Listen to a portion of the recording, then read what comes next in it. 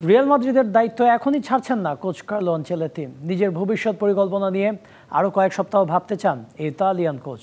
এদিকে Copa del রের ফাইনালে হারের পর যেন আনচেলত্তিকে পাওয়ার সুযোগটা আরও বেড়ে গেল ব্রাজিল জাতীয় দলের। হতাশার এক মৌসুম কাটাচ্ছে রিয়াল মাদ্রিদ। তবে শুরুটা হয়েছিল উয়েফা সুপার কাপের শিরোপা জিতেই। এরপর থেকেই মাঠে যেন ছন্ন ছাড়া আনচেলত্তির ব্রিগেড। উয়েফা চ্যাম্পিয়ন্স লিগ থেকেও শূন্য হাতে ফিরতে হয়েছে লস ব্লাঙ্কোসদের। সবশেষ কোপা দেল রের ফাইনাল সহ আগের দুই এল ক্লাসিকোতেই বার্সার কাছে আত্মসমর্পণ।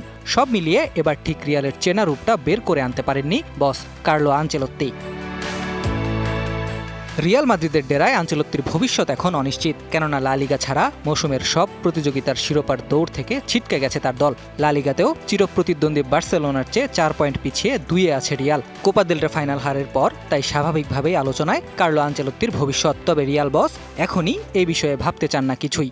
এখন যে কোনো ব্র্যান্ডের পুরাতন এসি বদলে নতুন ওয়ালটন এসিতে উপভোগ করুন 25% ছাড়।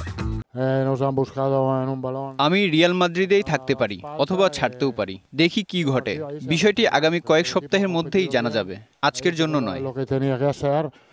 শিরোপা হাতছাড়া হলেও শিষ্যদের পাশেই দাঁড়িয়েছেন কার্লো আনচেলত্তি। এটি ভালো ম্যাচ ছিল, আমরাও যথেষ্ট প্রতিদ্বন্দ্বিতা করেছি, এমনকি দ্বিতীয়ার্ধে আধিপত্য ছিল আমাদের। আমি দলের সমালোচনা করতে পারি না, কারণ তারা নিজেদের সর্বোচ্চটা দিয়ে লড়েছে। তবে এটি সত্যি যে আমরা জয়ের খুব কাছে ছিলাম, সেজন্য অবশ্য মর্মাহত। রিয়াল মাদ্রিদের কোচ হিসেবে আনচেলত্তি অধ্যায় শেষ হলে আখেরে সুবিধাটা হবে ব্রাজিল দলের, কেননা দরিভাল জুনিয়রের উত্তরসূরি হিসেবে এই মাস্টার মাইন্ডের দিকেই তাকিয়ে আছে 5 বারের বিশ্ব চ্যাম্পিয়নরা। স্প্যানিশ গণমাধ্যমের গুঞ্জন, যেভাবেই হোক আনচেলত্তিকে ডাগ আউটে চায় ব্রাজিল, আর রিয়াল বসও এ ব্যাপারে আগ্রহী। কোপা দেল রের ফাইনালে রিয়াল মাদ্রিদের সর্বনাশ ব্রাজিলের জন্য পৌষ মাস নিয়ে আসে কিনা সেটি এখন দেখার বিষয়। Nahid Ahmed, DBC news desk.